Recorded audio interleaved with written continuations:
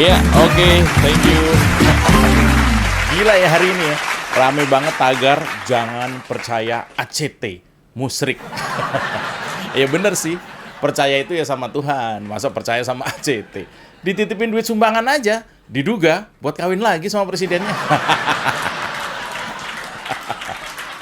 Ya, mungkin cuma di Indonesia ya, ada lembaga tukang minta dan ngumpulin donasi, tapi bosnya itu awalnya bukan orang kaya raya.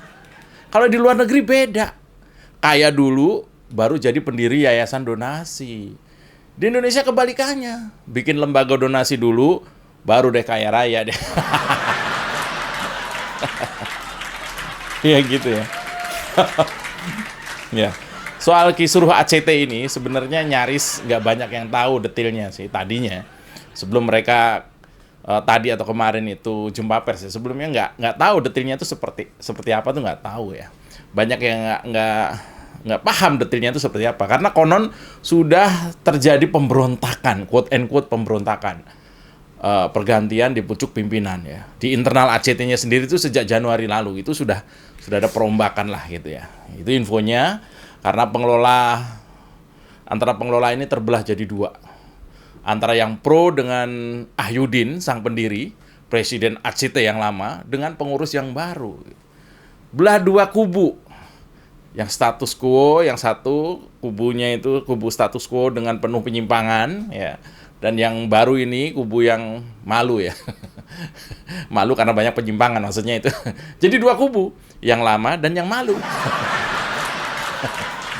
Iya, di berita banyak banget ya, Ahyudin ini memang memalukan banget menurut saya ya. Sejak berdirinya ACT, dia jadi presidennya, nggak pernah diganti. Jadi udah lebih dari 10 tahun dia pegang ACT. Dan dari apa yang dikupas di majalah Tempo, Ahyudin ini emang setelah jadi bosnya ACT, hidupnya berubah jadi sultan banget ya. Ya, gajinya 250 juta sebulan, gila kan? Gaji 250 juta sebulan. Presidennya juga nggak segitu loh. Kalau dia mau nih, tiap gajian dia bisa beli motor Ninja 250 cc. Itu kalau konsisten dia beli Ninja 250 cc tiap gajian selama 17 tahun ACT berdiri. Sekarang rumahnya udah kayak pabrik motor. Gaji 250 juta.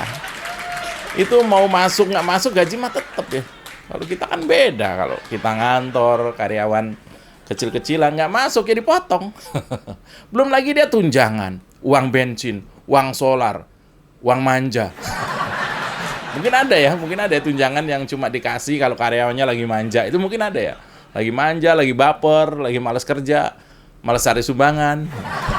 Namanya juga dananya berlimpah ya. Tunjangan, manja, mungkin ada ya. Tapi gini ya, menurut saya gini. ACT itu kan lembaga yang ngumpulin duit dari donatur, dari penyumbang.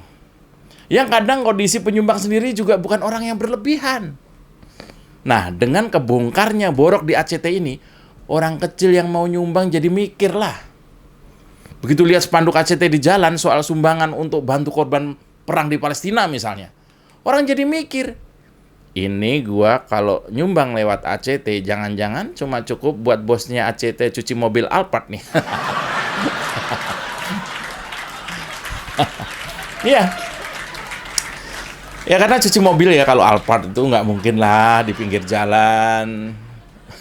Yang untuk basahin mobilnya tuh cuma pakai ember kayak mandiin kebo gitu. Ya Pak puter kiri Pak. Sebelah kanan belum Pak, pakai ember nggak mungkin kayak gitu juga. Iya loh, sekarang kita jadi mikir loh kalau mau nyumbang pakai lembaga yang sialan ini. Orang kerja banting tulang. Begitu gajian, ada duit sedikit. Lihat spanduk penuh dengan kesedihan. Ditambah dengan dengerin ceramahnya Ustadz-Ustadz PKS misalnya. Iya kan? Lalu timbul keinginan sedekah. Setelah lihat baliho, lihat spanduk. Ya taruhlah sedekah 100-200 ribu.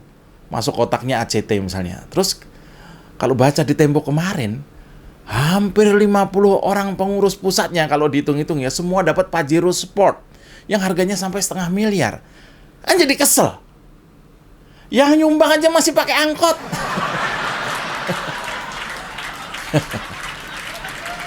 Ya apa enaknya kalian naik Pajero Sport? yang didapat dari duit orang-orang kecil nyumbang 1.000, 2.000. Apa nggak gatel itu joknya? Kali aja ya, itu para donatur tuh kesel itu mengkutuk mereka, terus kutukannya itu berubah jadi kutu di jok gitu. Ada nggak itu? Kan ironis banget kan ya? Apa mereka tega ya, hidup dengan kemewahan seperti itu? Sementara duit yang mereka terima adalah duit yang diniatkan pemberinya untuk orang-orang yang kena bencana, orang-orang yang terpapar kemiskinan, orang-orang yang mengalami kesedihan mendalam. Misalnya gini. Nih, para pengurus yang digaji ratusan juta itu suatu hari makan di restoran mewah misalnya. Ya saya yakin ya orang-orang ini memang silau dengan kemewahan. Nggak mungkin lah dengan gaji ratusan juta mau makan di ayam goreng Hisana fried chicken. Nggak mungkin. Fried chickennya abal-abal gitu. Nggak mungkin lah. Pasti di restoran mewah kan. Lalu apa yang mereka pikirkan kalau ternyata gaji yang mereka terima itu berasal dari donasi untuk beli beras korban bencana yang kelaparan misalnya. Kalau nggak kepikiran mereka ini emang udah nggak punya hati. Masa mengelola dana umat kok nggak punya hati? Pantesan nggak bisa hati-hati. Asik, hanya slow ya. Dari apa yang saya baca, banyak yang bisa diungkap dari kasus ACT ini. Ini sih bukan kasus saja menurut saya, ini skandal. Skandal jepit. Lumayan. Nah, salah satu fakta terungkap adalah kelakuan ACT sampai tega menggunakan duit bantuan dari Boeing untuk korban kecelakaan pesawat Lion dulu. Masih ingat nggak? Jadi ceritanya begini. Boeing itu punya tanggung jawab sosial terhadap insiden kecelakaan pesawat Lion JT610 tahun 2018 lalu. Boeing masih ada tanggung jawab moralnya. Yang merupakan pesawat produksi Boeing ya Lion itu tadi ya. Sehingga Boeing merasa perlu untuk kontribusi ke Indonesia lah. Dengan ngasih bantuan dana tunai buat pembangunan fasilitas sekolah seperti renovasi bangunan, ngasih komputer ke sekolah, bikin lab komputer, perpustakaan, asrama, renovasi masjid, renovasi lapangan, dan bangun banyak deh kayak gitu deh. Intinya Boeing itu titip duit ke ACT yang jumlahnya nggak ketanggung-tanggung 135 miliar. Untuk dibangunkan sarana pendidikan sebagai kompensasi moral kecelakaan pesawat Lion itu. Jadi waktu kecelakaan itu keluarga korban penumpang itu selain dikasih asuransi ya nilainya cukup besar, tapi juga Boeing itu ngasih duit untuk membangun FASUM lah, fasilitas umum di sekitar tempatnya korban itu. Dan apa yang terjadi? ACT ini udah dikasih titipan lah, 130 miliar. Proses pembangunannya nggak jelas. Banyak mengecewakan keluarga korban. Dan yang paling parah ternyata 130 miliar itu ACT pakai duitnya entah untuk apa sejumlah 56 miliar biji kagak tuh. Kesel kan? Kemarin saya ngonten dengan penuh emosi ya, karena kayak gini gitu. Tega banget nih. Bisa dibilang itu duit para korban kecelakaan pesawat. Diembat juga. Ya istilah mereka sih pinjam ya. 56 miliar itu pinjam katanya gitu. Tapi kan aneh. Masa lembaga pengumpul donasi punya utang segitu gede? Bayarnya gimana? Masa mau buka donasi baru? Misalnya gini. Mereka pasang spanduk tapi kali ini isinya bukan soal Palestina, Suriah, atau Rohingya. Juga bukan spanduk sumbangan donasi beras, beli sapi, kambing, atau lainnya, tapi ini edisi khusus. Bantuan kemanusiaan ACT. Selamatkan gaji para pengurus ACT. Anda ikhlas, kami puas. Anda nggak transfer, kami baper. Anda pelit, surga jadi sempit. Anda sumbang kami jadi senang. Anda dermawan, kami jutawan. Kira-kira gitulah ya. Ya mungkin saya sih nggak terlalu paham ya gimana cara kelola sumbangan itu, saya nggak terlalu paham. Tapi pakai logika ekonomi yang standar aja. Ketika hidupmu tergantung donasi, ya jangan pinjem duit. Kalau pinjem 1-2 juta bisalah ya jual mobil para pengurusnya yang sampai 50 unit itu. Tapi kalau sampai 56 miliar ini sih harus buka donasi nggak cuma di dunia ini. Harus buka donasi di minimal 5 universe lah. Saya juga baru tahu. Bener ini, saya juga baru tahu. ACT itu pernah dalam setahun itu sampai bisa ngumpulin duit 700 miliar. Gila itu. Lagi pandemi kalau nggak salah itu bisa ngumpulin duit sampai 700 miliar. Atau kalau diambil rata-rata rekening mereka itu kemasukan duit donasi dari masyarakat itu sehari 2 miliar. Tiap hari. Besok 2 miliar lagi, besok 2 miliar. Sampai ngumpul 700 miliar dalam setahun. Nah, disinilah kemudian saya duga pengurusnya jadi bingung sendiri. Mau diapain ini duit? Sumbang ke korban kan seperlunya aja. Bikin video sama foto paling modalnya 5 juta juga udah bagus. Upload ke sosial media, kelar. Sisanya inilah peluang kawin lagi bisa saja muncul. Nah, Presiden ACT ini nggak menyangkal misalnya soal jatah mobil mewah yang sampai 3 buah, atau pembelian 3 rumah kategori mewah di 3 lokasi yang berbeda. Malah dia bilang, kalau saya nggak punya uang, boleh dong pinjam ke lembaga. Enak banget bacotannya ya. Ya, kawan saya aja sekarang ini kejang-kejang sendiri nih, karena kesel bahwa dia tuh beberapa kali pernah nyumbang lewat ACT. Yang dulu adalah sayapnya dompet duafa ya, ACT ini ya. Kesel nih teman saya ini, kesel banget ya. WA terus sebelum saya baca tuh. Ya, dia nyumbang dengan harapan informasi kesulitan orang yang ada pada iklan sumbangannya ACT itu sudah tersolusi lah. Kalau dia kurang beras ya kebeli beras gitu loh. Kalau dia kurang rumah ya rumahnya diperbaiki. Maksudnya tuh itu. Duit yang mereka titipin tuh aman dan langsung sampai kepada korban yang memerlukan. Nah, itulah intinya itulah ya. Tapi begitu lihat gaya hidup hedon pengurusnya, yang ada seharian ini dia maki-maki lah.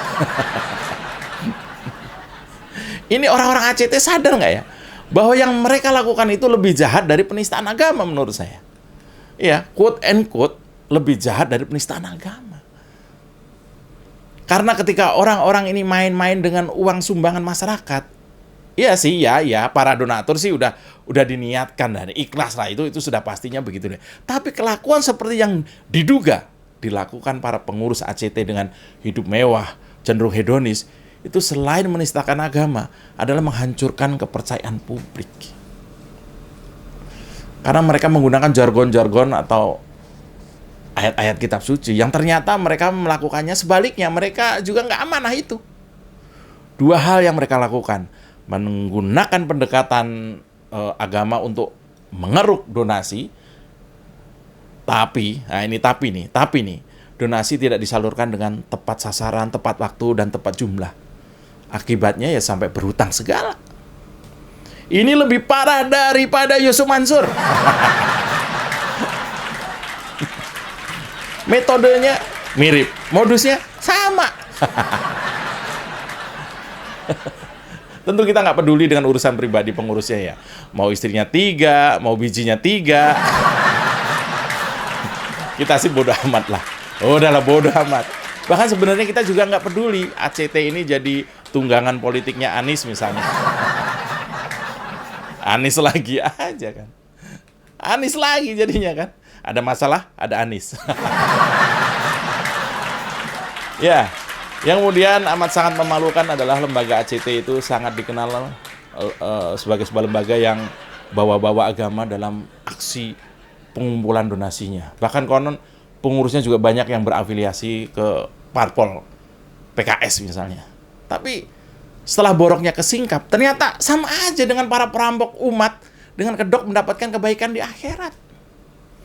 Karena orang nyumbang itu ya, di Indonesia ini batasannya itu ya sampai dengan apa yang disumbangkan itu, baik duit ataupun barang, pindah kepemilikan ke penerimanya. Habis itu para dermawan itu ya bodoh amat lah, terserah lah, udahlah gitu. Udah ikhlas lah, udah doa, udah ikhlas, sudah.